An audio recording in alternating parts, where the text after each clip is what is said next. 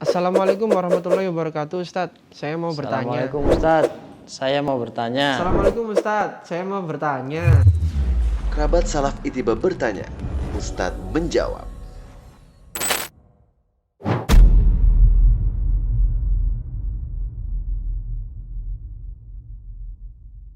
Lah, nggak boleh.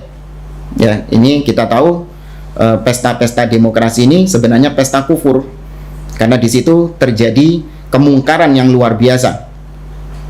Kenapa kemungkarannya? Dari sisi agama kita tahu bahwasanya demokrasi ini adalah sebuah sistem yang bertentangan dengan agama Islam. Dimana kalau kita kalau demokrasi itu pemimpin tunduk kepada rakyat. Ya, pemimpin itu tunduk kepada rakyat. Itu sistem demokrasi seperti itu. Kebalikan dari sistem demokrasi adalah diktator. Kalau diktator ini adalah rakyat tunduk sepenuhnya kepada pemimpin. Jadi halal haram itu tunduk kepada pemimpin. Kalau demokrasi, halal dan haram itu tunduk kepada rakyat. Adapun syariat Islam, maka syariat Islam itu motonya, konsepnya adalah pemimpin dan rakyat semua tunduk kepada Allah Subhanahu wa ta'ala. Semua tunduk kepada aturan Allah Azza wa Jalla. Ini dari sisi yang pertama. Kemudian dari sisi yang kedua, kita tahu bahwa seorang itu tidak boleh mencalonkan diri sebagai pemimpin.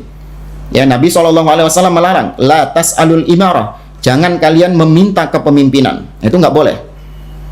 Apalagi ada kampanye-kampanye yang syarat dengan banyak kemungkaran-kemungkaran.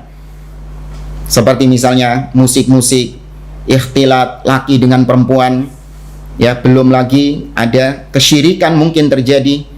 Berapa banyak pejabat-pejabat, ya, calon-calon pejabat yang ingin untuk mendapatkan kepemimpinan, mereka datang ke orang pinter katanya, mereka datang ke dukun untuk mendapatkan kepemimpinan tersebut.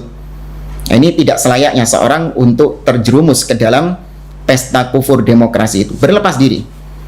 Ya, demikian juga dari sisi yang lain, orang yang ikut berpartisipasi dalam pemilu atau yang sejenis dengannya, itu sama saja dia itu ingin melengsarkan penguasa sebelumnya, tapi bukan dengan senjata, hanya dengan paku coblos. Ya, dia ingin supaya pemimpin yang sebelumnya itu lengser. Itu ada kemungkinan seperti itu.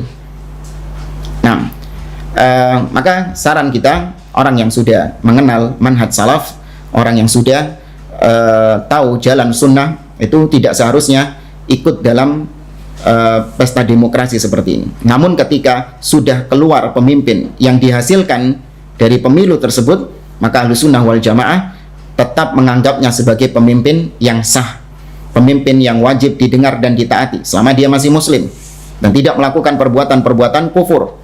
Tetap sah kepemimpinannya. Nah, ini bukan pelin-pelan ya. Sebagian orang menuduh ini pelin-pelan. Pemilunya nggak ikut, tapi hasilnya dinikmati, kata dia. Ini seperti kalau ditawari babi mentah nggak mau, tapi kalau sudah jadi krengsengan babi, baru mau dimakan katanya. Nah, ini permisalan yang jahil, yang bodoh.